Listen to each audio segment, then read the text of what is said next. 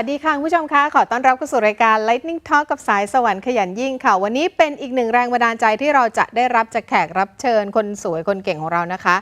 คุณปูกมลชนกปานใจอดีตนักแสดงอดีตนางแบบชื่อดังแล้วเธอก็ผันตัวไปทำธุรกิจแล้วก็ทำอะไรต่างๆอีกมากมายเพราะว่าเป็นผู้หญิงที่มีพลังเหลือเกินนะคะแล้วก็เคยมาแบ่งปันพลังและแรงบันดาลใจในรายการ Lightning Talk กับสายสวรรค์ขยันยิ่งมาก่อนหน้านี้แล้วเมื่อสักเกือบ2 ปีมาเห็นจะได้นะคะล่าสุดคุณปูก็มาพร้อมกับแง่คิดดีๆที่เธอกลั่นกรองออกมาเป็นหนังสือเล่มล่าสุดเล่มที่12แล้วของเธอนะคะก็คือใช้ชื่อว่าปล่อยไปแล้วใช้ชีวิตต่อดิฉันลองเปิดอ่านคร่าวๆแล้วก็พบว่าเหมาะสำหรับการเชิญคุณปูมาแบ่งปันเรื่องราวการปล่อยวางเพื่อหาความสุขของตัวเองในช่วงเวลาของเดือนที่เราควรจะมีความสุขที่สุดไม่ว่าจะเป็น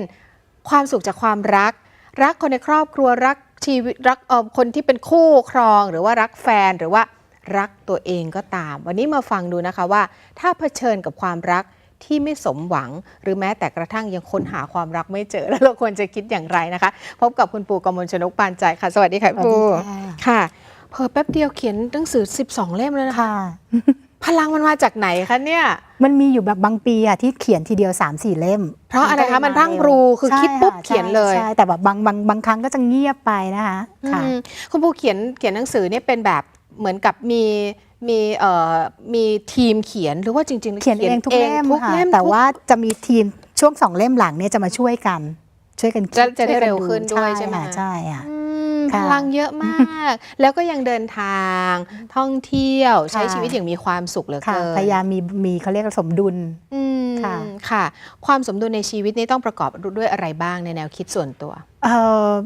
จะชอบคิดว่าอย่าไปซ้ายมากหรือขวามากสมัยก่อนจะเป็นคน black or white เดี๋ยวนี้สุดตรงใช่แล้วออกกำลังกายนี่ออกกำลังกายแบบ5 ชั่วโมง 6 ชั่วโมงต่อวันนึกออกใช่ไหมแล้วก็เครียดแล้วเหนื่อยแล้วพอไม่ออกก็ไม่ออกเลยอะไรแล้วพอตอนโตขึ้นมาเรารู้ไงว่าอ๋อจริงๆแล้วบาลานซ์คือสิ่งที่สำคัญที่สุดในชีวิตค่ะเพราะฉะนั้นเนี่ยอะไรก็ได้ขอให้สมดุลพอดีไม่มากไปไม่น้อยไปไม่ทันสมัยมากไม่โบราณมากไม่อะไรมากอะไรอย่างเงี้ยค่ะกลางพอกลางพอดีแนวคิดนี้ใช้ได้กับทุกเรื่องเลยนะคะใช่ค่ะที่ยกตัวอย่างนี้แค่ออกกำลังกายแต่จริงๆแล้วถ้าเกิดเอาไปแปรหรือไปประยุกต์เข้ากับวิธีคิดอื่นๆในการใช้ชีวิตก็ต้องกลางหมดใช่ค่ะทำงานเหมือนกับถ้าเคยเที่ยวค่ะเที่ยวแบบ8 เดือนแพ็คกระเป๋าปิดกระเป๋าเปิดกระเป๋าเป็ดกระเป๋า8 เดือนพอเดือนที่8จำได้เลยว่าอยู่ที่เวนิสซึ่งแบบมันเป็นที่สวยมากยืนร้องไห้อยากกลับบ้านนึกออกไหมคะคือแบบว่าต้องกลับบ้านแล้วฉันไม่สามารถแพ็คกระเป๋าอีกต่อไปแล้วเที่ยวมากไปจนมันเป็นแบบเยอะมันก็ไม่สมดุลมันก็ไม่มีความสุขแทนที่จะมีความสุขกับสถานที่นั้นปรากฏว่าข้างในเราแบตหมดไม่ไหวแล้วไม่สามารถแพ็คกระเป๋าต่อไปได้อีกก็เลยรู้เลยว่าอ๋อจริงๆแล้วอะไรก็ตามที่เยอะไปมันไม่ใช่ละอะไรที่น้อยไปก็ไม่ใช่ค่ะเรื่องการใช้ชีวิตแบบนี้เนี่ยนำมาสู่หนังสือหลายๆเล่มใช่เล่มนี้หนิงก็ว่าฟังแบบนี้ก็เข้าทางเพราะว่าปล่อยไปแล้วใช้ชีวิตต่อเนี่ยก็คือการพอดีเหมือนกันใช่วางให้เป็นวางให้เร็วใช่ค่ะมันก็จะรู้ให้เร็ววางให้เร็วค่ะ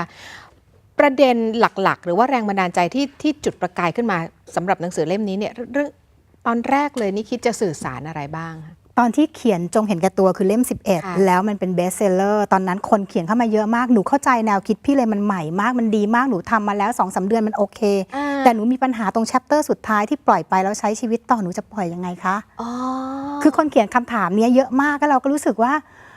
มันยากเหรอเราพยายามคิดในแง่ของเราก็มันว่ามันไม่ยากแต่แง่เขามันยากที่จะเริ่ม1 2 3ทำยังไงถึงจะวางได้ก็เลยมานั่งคิดว่าจริงๆแล้วในชีวิตคนเราเนี่ยเขาทุกข์แบบไหนเขาทุกข์อะไรบ้างบ่อยๆที่เราเห็นเขาทุกข์เนี่ยเขาทุกข์เพราะ1เขาติดอยู่ในอดีตมากไปแล้วก็ไม่อยู่ในปัจจุบันแล้วก็แถมกังวลอนาคตบางคนกังวลว่าจะส่งลูกไปเรียนมหาลัยได้ยังไงลูกยังเพิ่งอนุบาล1อะไรเครียดตั้งแต่เป็น10 ปีแล้วเราก็รู้สึกว่าเฮ้ยนั่นคือเรื่องที่1แล้ว2ก็คือชอบคิดว่าโฟกัสในสิ่งที่ตัวเองไม่มีแล้วลืมไปว่าสิ่งที่ตัวเองมีคืออะไรอย่างมีเคสง่ายๆเลยตัวเองก็เคยเป็นเคสนี้แล้วบังเอิญมีเพื่อนเป็นด้วยเหมือนกัน เพื่อนคิดว่าสามีไม่มีเวลาให้ตัวเอง แล้วโกรธมากแล้วรู้สึกว่าพี่หนูอยากมีคนใหม่หนูรู้สึกว่าแฟนไม่มีเวลาให้หนูเลยนู่นนี่นั่นสุดท้ายบอกก็เดี๋ยวก่อนทุกความสัมพันธ์สิ่งที่อยู่ต้องทำคือพูดคุยกันเสมออย่าคิดเองอย่าเดาไปเอง อย่านั่งหน้าตุ้ยที่บ้านแล้วเดาว่าเขาจะรู้เรื่องไปพูดกับเขาซะเขาก็ไปพูดรู้ไหมคะว่าสามีตอบว่าอะไรสามีบอกว่าคุณรู้ไหมทุกเช้าที่ผมขับรถออกจากบ้านทุกเย็นที่ผมกลับบ้าน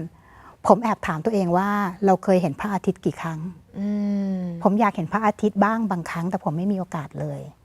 ผมอยากกินข้าวกับลูกกับภรรยาทุกวันแต่ผมไม่มีโอกาสเลยผมเสียใจ มุมของเขามุมของเขาซึ่งเราก็ไม่เคยได้ยินมุมของเขามาก่อน ใช่พอฟังแล้วขนลุกทั้งเราคนฟังทั้งแบบคนที่ถามแล้วก็บอกพี่ปูหนูขอบคุณมากที่พี่ให้หนูไปถามเขานั่นคือสิ่งที่เรารู้สึกว่าคนส่วนใหญ่จะไม่เข้าใจใครเลยจะชอบเข้าใจแต่ตัวเอง และไม่เปิดใจไปคุยกับเขาใช่แล้วก็ analyze ทุกอย่างคิดไปเองว่าเขาต้องมีคนอื่นเขาต้องอย่างนั้นอย่างนี้อะไรอย่างเงี้ยค่ะแต่จริงๆแล้วคือเขาอยากมากเขาเสียใจมากที่เขาไม่ได้เห็นพระอาทิตย์พอถามปุ๊บคนละเรื่องเลยใช่ค่ะหนังคนละม้วนเล ใช่ ย ค่ะ ก็เลยเริ่มที่จะเอาใจเขามาใส่ใจเราแล้วทีนี้ก็เริ่มแชร์มากขึ้นใช่ค่ะน่ารักมากๆนี่แค่เคสที่เจอแค่เรื่องแบบเล็กๆคือการคุยเท่านั้นเองจบแล้วอย่าไปคิดเองสิ่งที่เราเห็นความทุกข์ของคนอื่นๆก็คือ analyze อย่างเห็นข่าวนึงจะเห็นคนที่คอมเมนต์โอ้โห analyze มันต้องอย่างนี้1 2 3 4เขาต้องทำอย่างนั้นก่อนโอ้โหทำอย่างกับไปนั่งอะไรที่เป็นคดีความเนี่ย ศาลยังไม่ได้พิพากษาเนี่ยค่ะเยอะคือในคอมเมนต์ที่พิพากษากันหมดแล้วถูกผิดไม่รู้ตัวเองไม่รู้เลยแล้วถ้าตัวเองเป็นเขาคนนั้นเป็นยังไงวันนั้นเคยอ่านหนังสือเรื่องนึงไม่ใช่หนังสือมันเป็นคำบทความสั้นๆเขาบอกว่าถ้าคุณรู้ว่าผู้ชายที่เดินช้าอยู่ข้างหน้าคุณน่ะเขาป่วยมากสามารถไม่สามารถกล้ามเนื้อไม่สามารถก้าวขาได้คุณจะโกรธเขาไหมที่เขาเดินช้าถ้าคุณรู้ว่าคนนี้เขาจำอะไรไม่ได้เขาพูดจาติงตองเพราะว่าสมองเขาไม่ดีคุณจะโกรธเขาไหมคุณจะหัวเราะเยาะเขาไหมเราก็เลยรู้สึกว่าจริงมุมมองของการเข้าใจชีวิตเนี่ยคนเราไม่มีเลยเนาะช่วงนี้นะคะเราตัดสินใจอะไรเร็วมากแล้วเราไม่พยายามเข้าใจอีกคนหนึ่งเลยว่าเป็นยังไงเราเองก็เป็นนะคะแต่พอโตขึ้นมาเริ่มมองเราเริ่มเห็นเวลาที่ตัวเองมันไม่น่ารักอ่ะมันเป็นยังไงเราเลยรู้สึกว่าเราไม่อยากไม่น่ารักแล้วมันมีมุมคิดที่ทำให้เรากลายเป็นคนที่น่ารักขึ้นไหมอย่างสมัยก่อนเวลามีคนขับรถปาดหน้าเราก็จะรู้สึกว่าเฮ้ยไม่ได้ต้องปาดกลับคุณทำอย่างนี้ได้ยังไงอะไรอย่างนี้ใช่ไหมคะเราก็เป็นร้อยเคยถึงขนาดปาดกลับแล้วลงไปตบรถเลยนะคะว่านี่คุณรู้ไหมวิธีการขับรถดียังไงแต่สุดท้ายสุดๆเนี่ยเราก็ได้รู้ว่าเฮ้ยจริงๆแล้วบางครั้งเขาอาจจะรีบแม่ป่วยลูกป่วยหรือตัวเองต้องรีบไปทำงานเพราะว่าโปรเจกต์นี้ถ้าเข้างานช้า5 นาทีคือตัดเงินหรืออะไรก็แล้วแต่เราไม่รู้ถ้าเราพยายามเข้าใจมันก็โอเคกว่ามันก็จะเบาลงเยอะเลยใช่ค่ะจาก10เป็น100ในอดีตก็จะกลายเป็น100ลดลงให้เหลือ10อยากปัดแล้วปัดไปเลยรีบใช่ไหมไปก่อนเลยเราให้เลยอยู่ไปเลยฉันก็ตัวเบาๆฉันก็ขับรถต่อเราไปไม่ต้องเครียดไม่ต้องโกรธด้วยนี่คือสิ่งที่ชีวิตแล้วก็การเวลามันเป็นตัวบ่มเพาะแล้วก็สอนเรานะคะแต่ก็ไม่ใช่ว่าทุกคนที่จะเรียนรู้แล้วก็รู้ว่าชีวิตมันกำลังสอนอะไรอยู่แล้วเราตระหนักรู้ได้แล้วเราก็ปรับตัวเองได้บางคนก็ยังต้องการคนบอกบางคนก็ยังต้องการคำแนะนำอยู่ตรงนี้เองที่ทำให้ปูเขียนออกมาเป็นหนังสือพยายามเขียนเป็นสเต็ป by สเต็ปแล้วซึ่งจริงๆในสเต็ป by สเต็ปของเราก็จะคือการทำ 1% ทุกวันจากเรื่องเล็กๆมันก็เรื่องใหญ่ๆมันก็ทำได้อะไรที่มันเป็นพฤติกรรมหรือเป็นนิสัยที่สะสมมันไม่สามารถแก้ได้ด้วยข้ามคืนนะคะใช่ค่ะมันก็ต้องทำทีละนิดค่ะแต่อย่างน้อยมีหนังสือเป็นเพื่อนใช่ค่ะแล้วก็เอาล่ะทบทวนดูบางทีก็ยิ่งถ้าเกิดว่าเป็นหนังสือที่ผู้เขียนเนี่ยซึ่งโดยส่วนใหญ่เดี๋ยวนี้ก็มีเพจมี Facebook อะไรต่างๆก็สื่อสารกับผู้เขียนได้ด้วยพี่ปุ๊กก็ได้รับข้อความตลอดทุกวันอะไรอย่างนี้เหมือนกันที่มาจากหนังสือใช่ค่ะเรื่องของปล่อยไปแล้วใช้ชีวิตต่อเนี่ยแปลว่าเป็นภาคต่อของจงเห็นแก่ตัวใช่ค่ะหนิงขออนุญาตเข้ามาสู่เรื่องของความรักนิดนึงคือจริงๆแล้วเขาบอกว่าความรักเนี่ยทำให้คนตาบอดแต่มันก็มีคนที่ยอมตาบอดนะแล้วบางทีเนี่ยก็ยังหาความรักไม่เจอรักแล้วแต่รู้สึกว่า ยังไม่พออะได้รับความรักเท่าไหร่ก็ยังไม่พอ ค่ะ หรือว่าพอรักมีความรักแล้ว เราต้องเป็นเจ้าเข้าเจ้าของ เราจะต้องอย่างงู้นอย่างนี้ควบคุมเขาได้ ค่ะ แล้วทุกอย่างเนี้ยพอมันไม่เป็นอย่างที่คิดเลย ไม่ว่าจะบวกหรือลบอะไรก็จะมีอารมณ์ที่เปลี่ยนไป ค่ะ ความรักก็จะกลายเป็นสิ่งที่แย่มากๆ เราก็เห็นข่าวว่าบางคนถึงขั้นทำร้ายตัวเอง บางคนถึงขั้นทำร้ายคู่ที่เราเอ่ยปากว่าเนี่ยเป็นคนรักของเราเยอะแยะมากมายเลย จริง ๆ แล้วความรักเนี่ยเราสามารถมันปล่อยไปได้ง่ายๆเหรอคะพี่ปู คือถ้า คิ รั ด ก ยังไง ถ้ารักจริง ๆ ปล่อยได้นะ อืม แต่ส่วนใหญ่คนจะไม่ได้รักเขาจริง ๆ แต่รักตัวเอง อืม แบบไม่ใช่รักตัวเองเขาเรียกว่าอะไรอ่ะ เหมือนอยากเป็นเจ้าของมากกว่า เหมือน แต่พี่ อยาก ปูสอน เก็บ ว่าต้องเห็นแก่ตัวไง ใช่ค่ะ ก็คือสมมุติว่าการที่เรามีคนจะไปเอาอย่างง่ายๆอย่างสมมุติว่ามีคนจะไปสมมติเด็กเอาเป็นเด็กก่อนแล้วกันนะคะเด็กเขาจะไปร้านของเล่นของเขา ค่ะ เราบอกว่าไปเลยลูกแม่อยู่แถวนี้นะแม่จะเดินแถวนี้หนูอยากไปหนูไปเลย ค่ะ หนูอยากมีความสุขอะไรหนูไปเลย ค่ะ ส่วนใหญ่เด็กก็จะเดินกลับมาแล้วก็จูงมือแม่เพราะเขาไม่กล้าไปคนเดียว อืม อันเนี้ยก็คือแต่พอโตขึ้นไม่ได้นะหนูต้องมาเดินกับแม่นะซึ่งมันเป็นไปไม่ได้ สังเกตไหมเด็กก็จะแบบพยายามทิ้งมือหรือพยายามกระชากมือแม่ไปทางนู้น หรือพยายามสะบัดแล้ววิ่งหนีไปเพื่อจะไปตรงนั้น ค่ะ ในพอเราโตขึ้นแล้วเราก็ทรีตคนเหมือนกับวิธีที่สองที่เราจะพยายามยื้อให้เขาอยู่กับเรา อืม ยื้อให้เขามีความสุขอยู่ตรงที่เรามีความสุขซึ่งบางทีเขาไม่มีความสุขก็ได้ บางทีมันอาจจะอยู่ในโลกคนละ ใช่ ใบมาก่อน ใช่ค่ะ อืม มันก็เลยทำให้เขารู้สึกแบบปล่อยไม่ได้ อืม เพราะยิ่งไม่มายิ่งโกรธยิ่งไม่มายิ่งโกรธ อ่า แต่ถ้าลองปล่อยแล้วเราลองคิดว่าดีเนอะเวลาที่เขาไม่อยู่กับเรา สมมติถ้าผู้ชายคนหนึ่งสักคนจะไปเนี่ยไม่อยู่กับเราก็ดีสิเราจะได้มีความสุขได้ทำอะไรที่อยากทำเคยมีนะคะ วันที่แฟนเราบอกว่าจะไปแล้วเนี่ยเราเขาแพ็คกระเป๋าไปจริง ๆ เนี่ย อ่า ตอนแรกช็อกนะคะ อ่า แต่พอปุ๊บฟังเพลงอันที่เราอยากฟังสิ อ่า เราจะไปนวดหน้าได้นี่ เราเคยแบบอยากลดน้ำหนัก ตอนนี้3 วันเราไม่อยากกินข้าวเย็น เราก็ทำได้เมื่อก่อนเราต้องกลับมากินกับเขาพยายามมองเห็นสิ่งที่มันเวิร์กสิ่งที่มันได้ประโยชน์ จากสิ่งที่เข้าไป ใช่ค่ะคือโฟกัสในสิ่งที่ตัวเองมี ไม่ใช่สิ่งที่ไม่มี อืม พอเปลี่ยนวิธีคิดเล็กๆ ทุกวันนะคะมันก็กลายเป็นเรื่องใหญ่ๆมันก็คิดได้ พอมีใครไปมีธุรกิจล้มละลายมีอะไรก็แล้วแต่ปั๊บเราจะคิดเลยเราจะได้ประโยชน์อะไรบ้างกับตรงนี้ เราได้ประโยชน์อะไรบ้างกับการที่เราเสียใจ อืม อะไรอย่างเงี้ยค่ะมันไม่ได้ประโยชน์นี่ถ้าไม่ได้ประโยชน์แล้วทำอะไรเราจะแก้อะไรได้ ให้เขากลับมาได้ไหมไม่ได้ เพราะมันเป็นเรื่องของเรากับเขา เขาไปแล้ว เขาไปแล้วมันเป็นอดีตไปแล้ว อ่า เราจะทำอะไรตอนนี้เราอยู่กับปัจจุบันเราทำอะไรได้ อืม ทำให้ตัวเราดีที่สุดได้ อืม อะไรอย่างเงี้ยค่ะ ค่ะ แล้วก็เชื่อด้วยว่าตัวเองจะเวิร์กอย่างเมื่อ2 วันก่อนก็เพิ่งดูหนังเรื่องหนึ่งผู้หญิงอายุ50 กว่า ถึงคราวที่สามีไปแม่เสียชีวิต ลูกก็ไปใช้ชีวิตมีลูกของตัวเอง มรสุมหลายลู โอ้ ก โหพร้อมกันแล้วก็แถมเธอเป็นนักเขียนด้วยนะคะ เธอเป็นนักเขียนแล้วเรื่องเขาไม่ตีพิมพ์ให้อย่างที่เธอต้องการ เอางานก็แย่ โอ้โห อีก แย่หมด ปรากฏว่าเธอบอกว่าในวันที่ทุกอย่างล้ม แล้วเธอคิดว่าชีวิตเธอจะแย่ ที่ตลกมากที่สุดคือ เธอกับค้นพบอิสระภาพซึ่งเธอไม่เคยเจอในชีวิตเลย ว้าว แล้วเธอบอกว่าเธอขนลุก แล้วระหว่างที่เธอนั่งร้องไห้ไปในรถหรืออะไรก็แล้วแต่ เธอกลับรู้สึกมีความคิดมันขึ้นมาเล็กๆว่า เฮ้ย เราฉลาดนี่ เราจะทำอะไรจากนี้ไปก็ได้ พักผ่อนก่อนนะเบเนฟิตทุกอย่างที่ยูมีตอนนี้ก่อนนะ คือเรามีอิสรภาพใช้อิสรภาพให้มันเลย อืม แล้วจากนี้ไปอยากทำอะไรก็ทำได้เพราะอยู่เก่ง อืม แค่นี้เอง แต่คนส่วนใหญ่ไม่ยอมปล่อยความสัมพันธ์เดิมๆ เพราะเชื่อว่าตัวเองจะไม่มีความสัมพันธ์ที่ดีกว่า ค่ะค่ะ เพราะเชื่อว่าตัวเองจะได้รับแค่คนแบบทรีตเราแย่ๆก็ดีที่สุดแล้ว อืม เพราะหน้าตาอย่างเราเนี่ยคงจะไม่มีใครดีกว่านี้อีกแล้วนั่นคือสิ่งที่เขาพูดกับตัวเองทุกวัน อืมอืม แต่ที่ตลกคือ คุณไม่สามารถรู้เลยว่า เราจะไปเจอใครเมื่อไหร่ก็ได้ ขอให้แค่ณวันนี้เราโฟกัสตัวเองได้ เราทำดีๆที่สุดในชีวิตของเรา ที่จะสร้างคุณภาพของเราสร้างคุณค่าของเรา เดี๋ยวก็มีคนเดินมาหาเราเอง อืม เดี๋ยวก็ไปชนกับใครเอง ค่ะ แต่ถ้าเกิดคุณเสียใจคุณร้องไห้คุณต่อว่า ก็จะไม่มีใครอยากจะมา ค่ะ นะคะก็ไม่มีใครอยากคนใหม่ๆ อยากจะมา เมื่อสักครู่มีเคสที่พี่บอกว่า เนี่ยอันนี้คือคนที่แบบไม่รักตัวเอง แล้วก็ไม่เห็นคุณค่าตัวเอง ค่ะ เนี่ยหน้าตาอย่างเงี้ยฉันมีแค่นี้ก็ดีที่สุดแล้วเนี่ย ใช่ คงไม่มีใครที่ดีกว่านี้อีก แต่บางมุมเนี่ยกลับเป็นคนสวยผู้หญิงเพอร์เฟกต์ แต่ ทำอะไรดีแต่ว่าก็ยังโจมตีตัวเองอยู่นั่นแหละบอกว่า ฉันไม่ดี ทำไมฉันยังไม่ดีพอเหรออะไร ใช่ ต่าง ค่ะ ๆ หรืออีกแนวหนึ่งก็คือกลับข้างกันก็คือว่า ฉันดีขนาดนี้ฉันสวยขนาดนี้ ทำไม ฉันไม่ชนะ ใช่ เธอหรืออะไรต่าง ใช่ค่ะ ๆ ซึ่งทุกอย่างเป็นทุกข์ทั้งนั้นเลย ใช่ แล้วจริงๆแล้วในทางในชีวิตจริงๆ การที่ใครสักคนดีหรือไม่ดีกับเรา ไม่ได้เกี่ยวกับเราเลยนะคะ มันเป็นเรื่องของเขา เรื่องของเขา เพราะว่าเขาเวลาคนทรีตเราไม่ดีอย่างเมื่อวันก่อนไปเที่ยวมาแล้วเจอโรงแรมทรีตเราไม่ดีมากๆ เราก็แอบคิดในวินาทีแรกแวบๆเนี่ยเราก็แอบคิดว่าเราทำอะไรผิดเนี่ยทำไมเราต้องเจออะไรแบบนี้นี่คือเป็นสิ่งที่ทุกคนคิด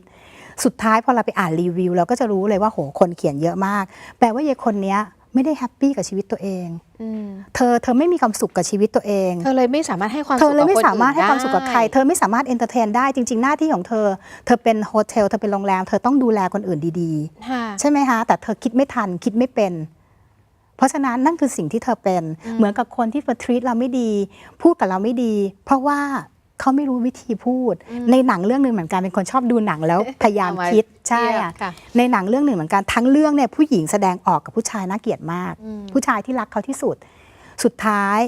แม่เขาก็บอกว่าทำไมยายลูกของเขาเนี่ยถึงให้แสดงความรักลูกของผู้หญิงไม่ได้ผู้ชายซึ่งเป็นสามีก็บอกว่า เพราะว่าเขาคงไม่รู้วิธีมั้งครับ เพราะว่าแม่ก็ไม่เคยให้ความรักก็เขาก็ต่อว่าแม่เลยตรง อ๋อ ก็แปลว่าคนบางคนเนี่ยเขาไม่เคยรู้ด้วยซ้ำว่า ความรักคืออะไร ใช่ และการแสดงความรักที่ดี ดีจะต้องเป็น ผู้ อย่าง อื่นต้องทำยังไง แล้วมันมีคนหนึ่งซึ่งเป็นฆาตกรต่อเนื่องอะนะคะเขาให้สัมภาษณ์เขาบอกว่าตั้งแต่เด็กจนโตผมถูกพ่อตี แล้วทุกครั้งที่พ่อตีบอกแกจำไว้ฉันรักแกมาก นั่นคือสาเหตุที่ทุกครั้งที่เขารักใครเขาจะทำ เขาจะ ร้าย ต้องทำร้าย ใช่จะต้องทำร้ายคนนั้นถึงตาย หรือว่าถึงแบบแย่ก็แล้วแต่ สุดท้ายเขาก็เลยบอกว่าเขาเพิ่งรู้ว่าจริง ๆ การแสดงความรักไม่ใช่การใช้ความรุนแรง คือบางคนเขาไม่รู้อะค่ะเราจะโกรธเขาก็ไม่ได้ เพราะฉะนั้นสิ่งที่คนอื่นทำกับเรา ไม่ใช่เพราะเราอย่าไปคิดมากเขาแค่ยังสินไม่เสมอเราก็แล้วกัน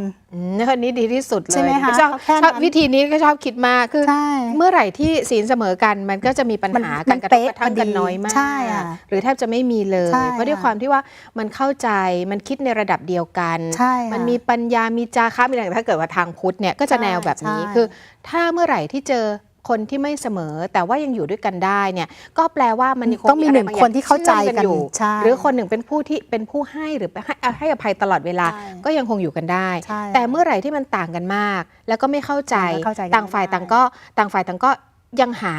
จุดลงตัวไม่ได้นั่นก็คือก็ต้องจากกัน ใช่ ไป ค่ะ ทีนี้พอจากเสร็จปุ๊บจะไปยื้ออยู่ก็ไม่มีประโยชน์ ใช่ เพราะมันถือเวลาที่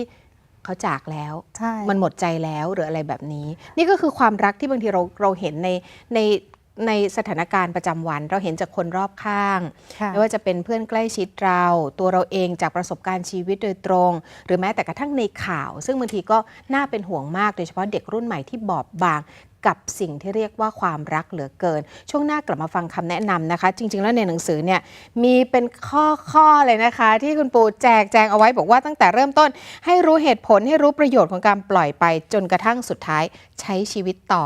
ทั้ง 6 ข้อจากทั้ง 7 ข้อจากหนังสือเล่มนี้เนี่ยนะคะ ค่ะ จะสรุปอย่างไรบ้างช่วงหน้ากลับมาค่ะ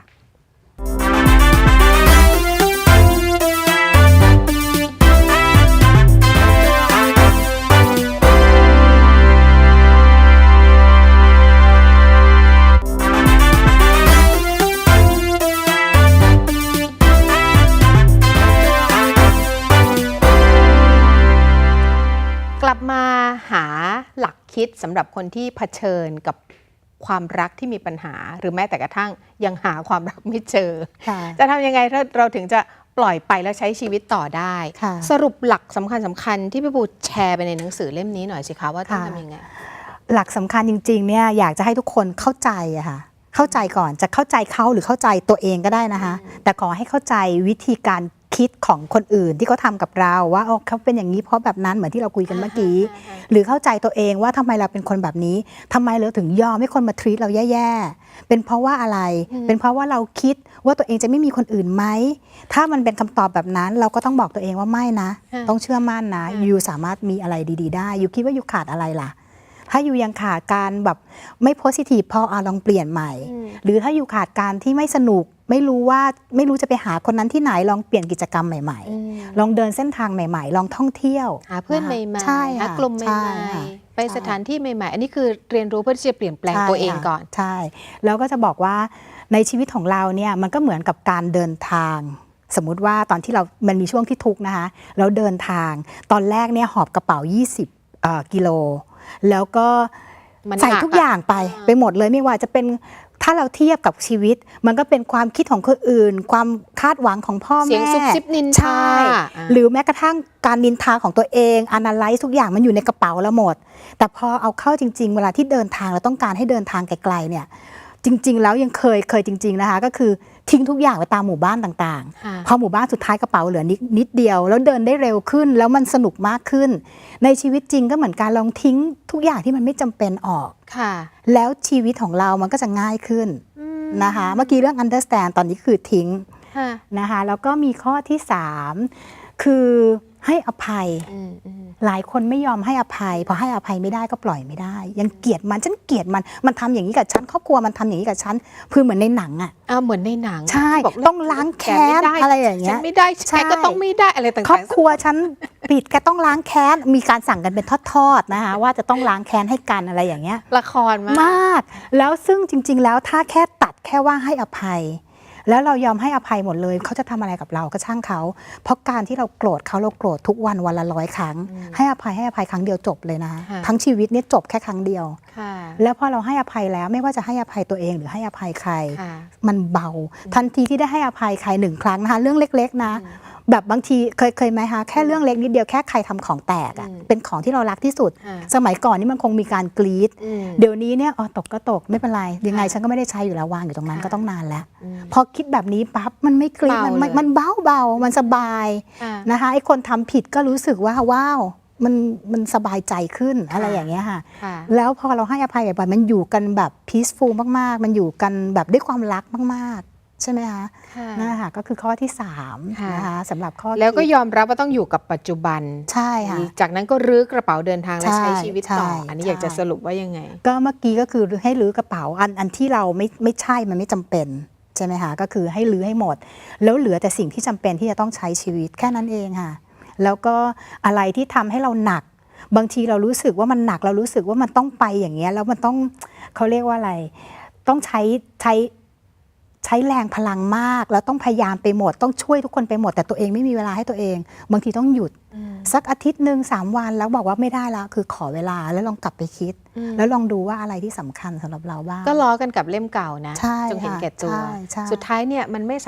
เราไม่สามารถที่จะเป็นผู้กอบกู้โลกหรือว่าทุกอย่างมาแบกบนบ่าเราได้ไม่ว่าจะเป็นเรื่องของใครเรื่องของคนในครอบครัวเราก็ตามหรือคู่เราก็ตามสุดท้ายที่สุดเราก็ต้องมีเวลาในการที่จะหันกลับมาทบทวนดูแลตัวเองบำรุงทั้งจิตใจร่างกายเพื่อให้เข้มแข็งแล้วเราก็เดินต่อได้ใช่ค่ะใช่งดงามมากนี่เคล็ดลับอย่างมีความสุขที่คือคุยกันอย่างเงี้ยฟังดูบางคนก็อาจจะค่อนแค่ก็ฟังดูง่ายแต่ว่ามันทำได้จริงๆแต่มันทำได้จริงๆมันเป็นการฝึก 1% นะคะอยากจะให้บอกว่าเป็นฝึก1% ที่เราไม่จำเป็นต้องใช้อย่างเช่นในห้องเอาแค่เคาน์เตอร์เราที่เราต้องใช้เครื่องสำอางมีอะไรบ้างที่ไม่ใช้อะไรต้องทิ้งอะไรต้องบริจาคเอาแค่นี้ก่อนจากนั้นก็เป็นเรื่องอื่นจากนั้นเป็นเรื่องใหญ่ขึ้นจะไปถึงตู้รองเท้าและกระเป๋าอันนี้อาจจะเริ่มยากอาจจะเครียดแล้วพอเป็นตู้รองเท้าเริ่มไว้ก่อนยกตัวอย่างนะคะสุดท้ายค่ะพี่ปูเห็นว่ากำลังสนใจในเรื่องของการที่จะให้คำแนะนำคนโดยเฉพาะคนรุ่นใหม่ที่เริ่มมีความรักใช่ค่ะแล้วก็ยังเด็กมากๆยังอ่อนต่อโลกมากๆยังคิดอะไรไม่ได้แบบนี้พี่ปูจะทำอะไรตอนนี้กำลังเปิดเพจอันนึงนะคะจริงๆเพิ่งเริ่มเปิดแล้วกำลังจะนัดถ้าใครจะดูตอนนี้ก็คงจะได้เข้าไปดูได้เพจชื่อ School of Love นะคะ School of Love ใช่ค่ะโรงเรียนสอนความรักเลยเหรอคะใช่ค่ะอันนี้คือจะบอกอะไรบ้างก็จะมีบอกตั้งแต่ขั้นอนุบาลว่าเริ่มรักมันเป็นยังไงแล้วก็จะไปถึงสุดๆเลยนะคะว่าหลังจากนั้นมันจะเป็นยังไงต่อแม้กระทั่งถึงเรื่องเซ็กส์เรื่องอะไรอย่างนี้ด้วยนะคะแบบครบวงจรความคิดแนวคิดและความมั่นใจอะไรอย่างเงี้ยค่ะ ก็เหมือนจะเป็นเหมือนเป็นโค้ชนะคะ ค่ะก็ไม่เชิงเป็นโค้ชแต่พยายามเอานู่นนี่นั่นมารวมกันให้เขาเห็นในที่เดียวกัน อ่า